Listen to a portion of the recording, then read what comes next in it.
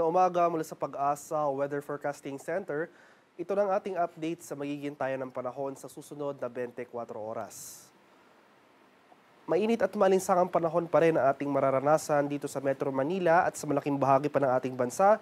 Dala pa rin yan ng easterlies o yung hangin na nanggagaling sa karagatang Pasipiko. At wala pa rin tayo binabantay ang low pressure area o sama ng panahon sa loob at labas ng ating Philippine Area of Responsibility na maaring makaapekto sa ating bansa sa mga susunod na araw. Ngunit asahan pa rin natin yung mga tsansa ng pulu-pulong pag-ulan na may pagkulong at pagkidlat na dulot ng localized thunderstorms kadalasan sa hapon hanggang sa gabi.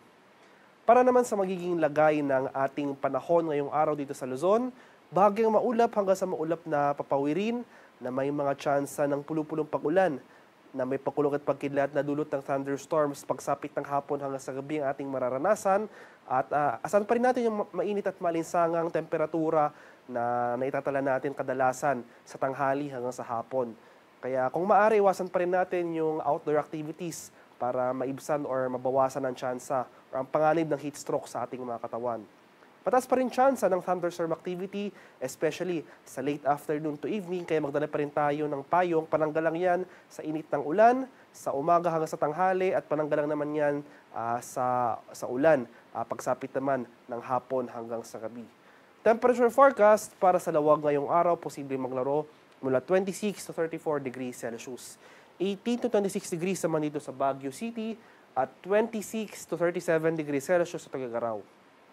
Temperature forecast para sa Metro Manila ngayong araw ay posible maglaro mula 27 to 36 degrees Celsius. 25 to 32 degrees sa Tagaytay at 27 to 33 degrees Celsius sa bahagi ng Legazpi City. Sa mga areas naman ng Palawan, Visayas at Mindanao, asan na rin natin itong generally fair weather conditions, may kainitan at malinsangang panahon rin ang ating mararanasan.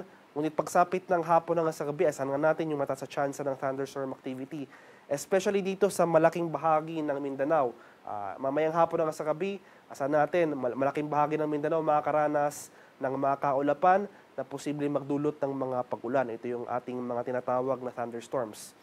At temperature forecast para sa Calayan Islands ngayong araw, posibleng maglaro mula 26 to 34 degrees Celsius. At 26 to 34 degrees rin dito sa bahagi ng Puerto Princesa.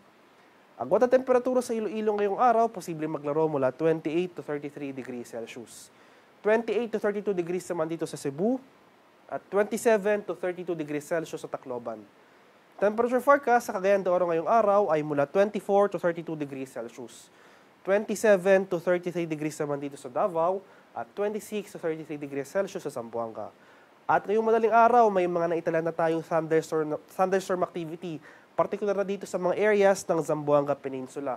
Panandalian lamang yung pag-ulan na ito, so pagsapit ng umaga hanggang sa tanghali ay mas magiging maaliwalas sa panahon na ang ating mararanasan sa nabanggit na lugar. Asahan muli natin yung mga tsansa ng pag-ulan na dala ng thunderstorms pagsapit ng hapon hanggang sa gabi.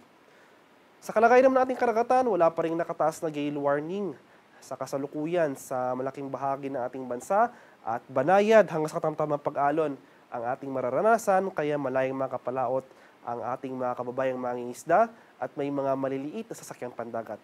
Iba yung pag-iingat pa rin sa ating mga kababayan na maglalayag sapagkat kung meron tayong offshore thunderstorm activity, ito yung mga pag-ulan sa ating mga dagat baybayin, asahan natin ang mga malalakas na hangin, kaakibat nito ang bahagyang pagtaas ng ating mga alon.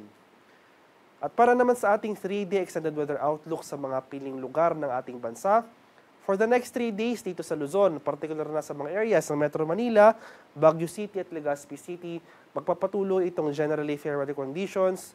Saan pa rin natin yung mga chance ng isolated rain showers or localized thunderstorms. Temperature forecast for Metro Manila sa susunod na 3 araw, posible maglaro mula 26 to 36 degrees Celsius. 17 to 26 degrees naman dito sa Baguio City, at 26 to 33 degrees Celsius sa Legazpi City. Ganun din sa Visayas, wala pa rin tayong inaasahang sama ng panahon o yung mga sustained na pag-ulan. Kaya saan pa rin natin itong generally fair weather conditions, maliban na lamang sa mga chance ng afternoon rain showers or thunderstorms. Sa bahagi naman ng Mindanao, sa mga areas yan ng Metro Davao, Cagayan de Oro at sa Zamboanga City, magpapatuloy itong mainit at malinsangang panahon. Mataas sa chance ng thunderstorm activity, pagsapit ng hapon hanggang sa gabi. Sa araw ng Martes, dito sa area ng Davao Region, pati na rin sa Caraga, mataas ang tsansa ng mga pag-ulan na dala ng easterlies. Kaya mantabi tayo sa mga rainfall advisories na posibleng i-issue ng Pag-asa sa nabanggit na lugar. Ang haring araw sa Kamaynilaan ay sisikat mamayang 5:35 ng umaga at ulubog naman mamaya sa 6:12 ng hapon. At yan naman po ang latest mula dito sa Pag-asa Weather Forecasting Center. Magandang umaga sa ating lahat. Ako po si Dan Villamil, nag-uulat.